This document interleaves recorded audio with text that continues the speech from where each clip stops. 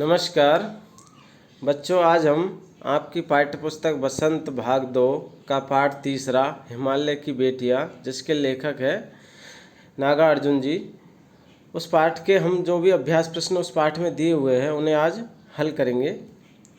तो चलो आइए बच्चों, पहला है लेख से। पहला क्वेश्चन, नदियों को माँ मानने की परंपरा हमारे यहाँ काफ़ी पुरानी है, लेकिन लेखक नागार्जुन उन्हें और किन रूपों में देखते हैं? किनको? नदियों को। उत्तर इस प्रकार है, नदियों को माँ मानने की परंपरा हमारे यहाँ काफ़ी पुरानी है, लेकिन लेखक नागार्जुन उन्हें बेटियों, प्रेयसी व बहन के रूप में भी देखते हैं। अगला क्वेश्चन है,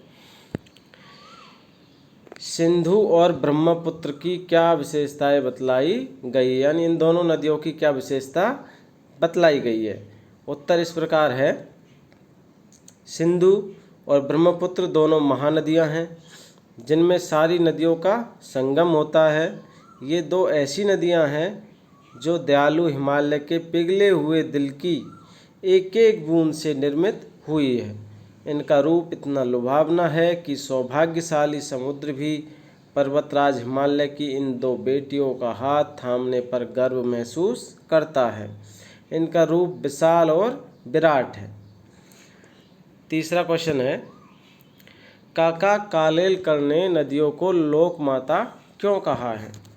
काका कालेलकर ने नदियों को लोक माता क्यों कहा है? उत्तर इस प्रकार है, काका कालेलकर ने नदियों को लोक माता इसलिए कहा है क्योंकि ये युगों से एक माँ की तरह हमारा भरण पोषण करती रही है। ये हमें पीने को जल तथा मिट्टी को उपजाऊ बनाने में सहायक होती है। जिस तरह माता तमाम कष्ट सहने के बावजूद अपने पुत्रों का भला चाहती है, उसी तरह नदियाँ भी मानव द्वारा दूषित किए जाने के बावजूद जगत का कल्याण करती है।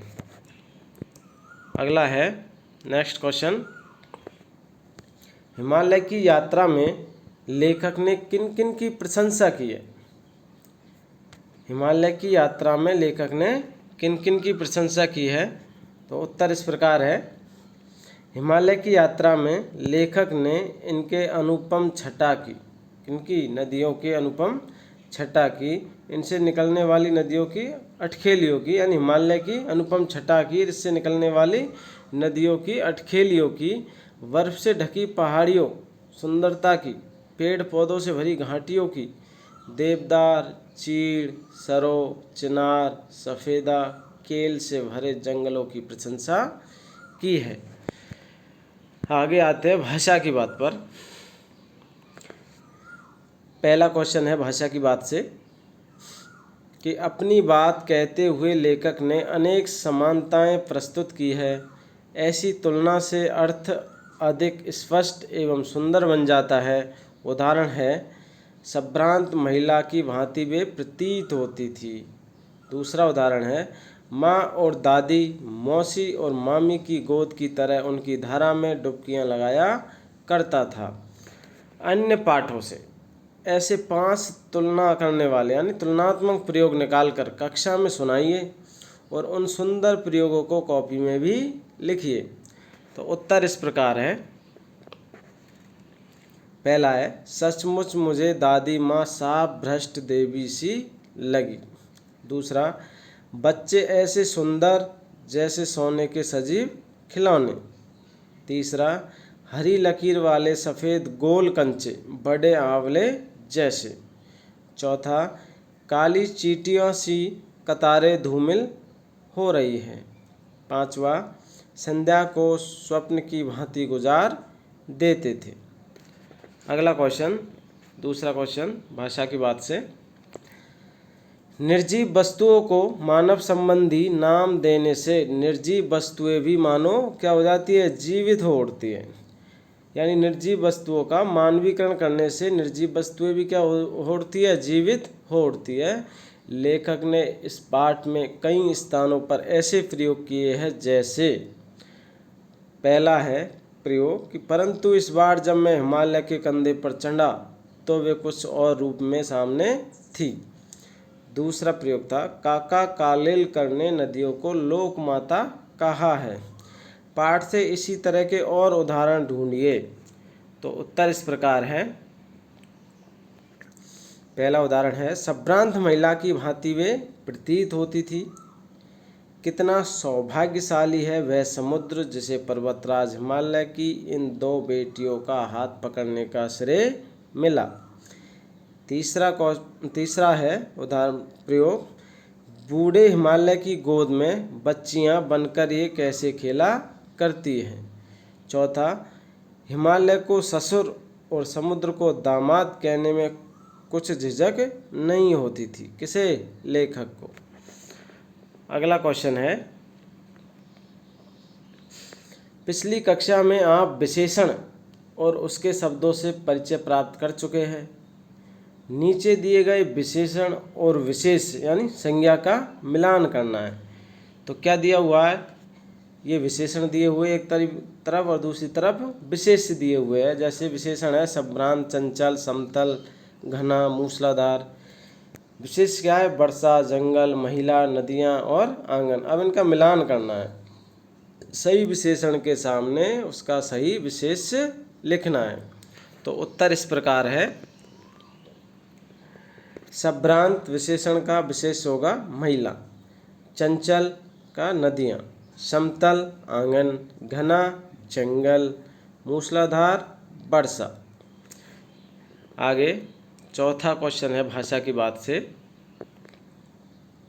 कि द्वंद्व समास के दोनों पद प्रदान होते हैं, पहला और दूसरा पद।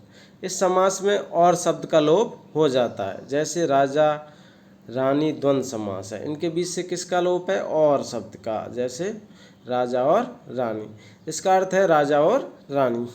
पाठ में कई स्थानों पर द्वंद्व समासों का प्रयोग किया गया है।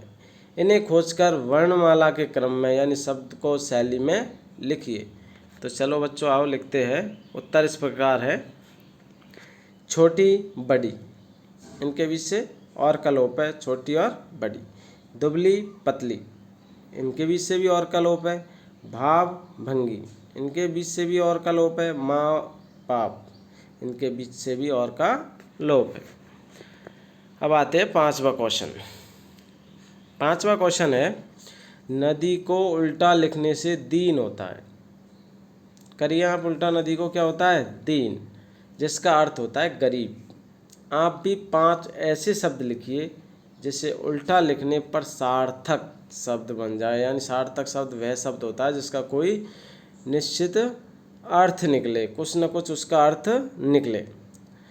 प्रत्येक शब्द के आगे संज्ञा का नाम भी लिखिए। जैसे नदी का उल्टा किया तो दीन हो गया। दीन क्या है? भाववाचक संज्ञा। ऐसे ही हम 5 और देखते हैं उदाहरण। उत्तर इस प्रकार है कि धारा, धारा का उल्टा करेंगे राधा। राधा क्या हो गया? व्यक्तिवाचक संज्ञा। इधर नव, नव का उल्टा बन। बन क्या है? जातिवाचक संज्ञा है। राम, राम का उल्टा मरा, तो मरा क्या है? भाववाचक संज्ञा है। राही, इसका उल्टा करेंगे हीरा होगा। हीरा क्या है? द्रव्यवाचक संज्ञा। गल, गल का उल्टा लग, और लग क्या है? भाववाचक संज्ञा है। अगला क्वेश्चन छठा भाषा की बात से। छठा क्वेश्चन है, समय के साथ भाषा बदलती है, शब्द बदलते हैं और उनके रूप बदलते हैं। जैसे बेतवा नदी के नाम का दूसरा रूप क्या है? बेत्रावती, बेत्रवती नदी। नीचे दिए गए शब्दों में से ढूंढकर इन नामों के अन्य रूप लिखिए। यानी इधर जो क्वेश्चन में दे रखा है सतलुज, झेलम, अजमेर, रोपड़, चनाब, बनारस, इनका दूसरा नाम, प्राचीन नाम ढूंढना है जो इधर दे रखा है। बिपाशा, रूपपुर, अजमेर, अजमेरू, बितस्ता, सद्रुम और वाराणसी, ये इनका क्या है? दूसरा नाम है। अब इनको हम मिलान करना है कि किसका नाम दूसरा सही है। जैसे उत्तर इस प्रकार है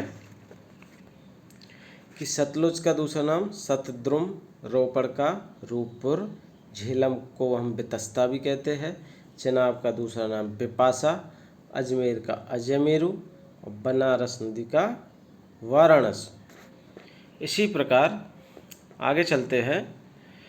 7वां क्वेश्चन है भाषा की बात से।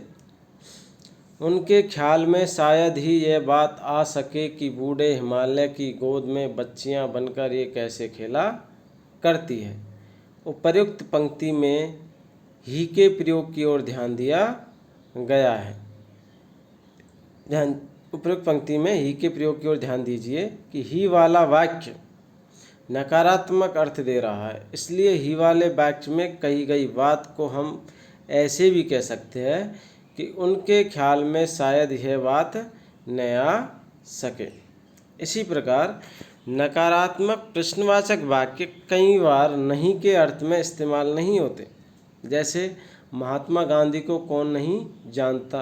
अभी यहाँ पर जो नई प्रयोग हुआ है ये नकारात्मक के लिए नहीं हुआ है। दोनों प्रकार के वाक्यों के समान 3 उदाहरण सोचिए और इस दृष्टि से उनका विश्लेषण भी कीजिए।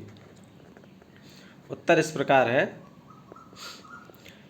ही वाले वाक्य जिनका प्रयोग नकारात्मक अर्थ देता है, जैसे वे शायद ही इस कलम का इस्तेमाल करें, बच्चे शायद ही स्कूल जाए, वे शायद ही मेरी बात सुने।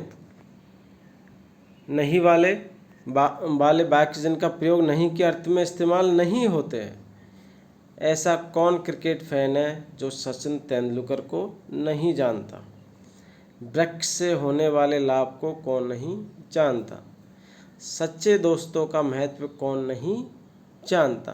अर्थात सभी जानते हैं। इसमें जो नहीं आया है तीनों वाक्यों में, यह नकारात्मक के लिए बिल्कुल भी नहीं है। नकारात्मक वाक्य बिल्कुल भी इस्तेमाल नहीं होता। आगे है बहुविकल्पी प्रश्न है बच्चों।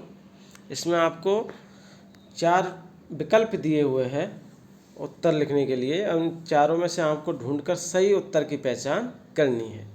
तो पहला प्रश्न इस प्रकार है कि गद्यांश के पाठ और लेखक का नाम इनमें से कौन सा है। बताओ बच्चों, आपने पाठ पढ़ी लिया है तो बताइए क्या होगा इसमें।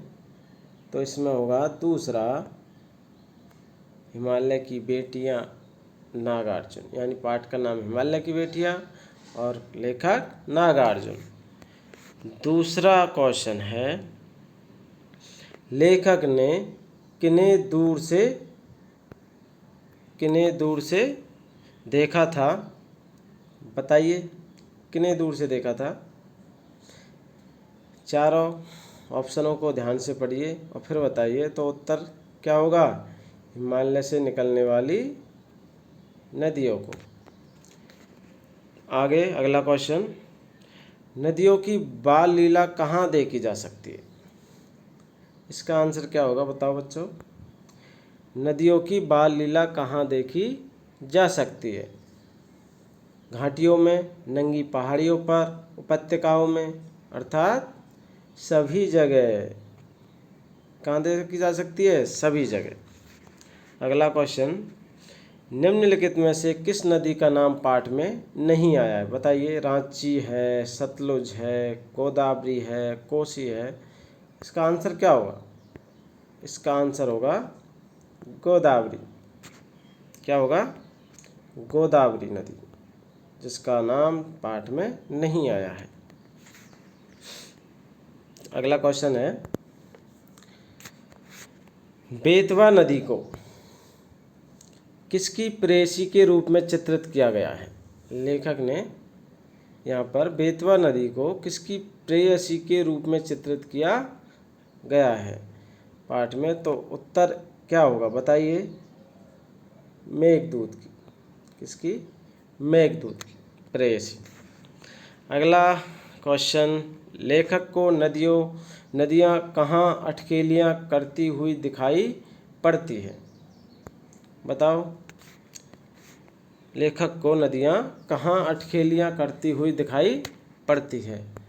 उत्तर क्या होगा, चारों में से छांटिए। तो उत्तर क्या होगा, बताओ। लेखक को नदियाँ कहाँ अटखेलियाँ करती हुई दिखाई पड़ती है, हिमालय की गोद में। अगला क्वेश्चन है बच्चों, लेखक ने नदियों और हिमालय का क्या रिश्ता कहा है। बताइए। लेखक ने हिमालय और नदियों और हिमालय का क्या रिश्ता कहा है? तो कौन सा रिश्ता होगा इनमें से? पिता पुत्रियों वाला, पिता पुत्रियों का रिश्ता होगा।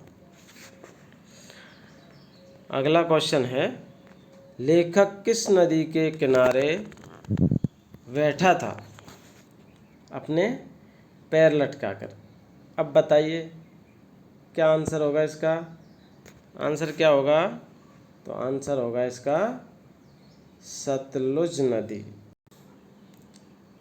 आशा है बच्चों आपको इस पाठ के अभ्यास प्रश्न समझ में आ गए होंगे, उनका आंसर मालूम हो गया होगा। अब आप इस वीडियो को अधिक से अधिक लाइक करें, शेयर करें और मेरे चैनल को सब्सक्राइब करें। धन्यवाद।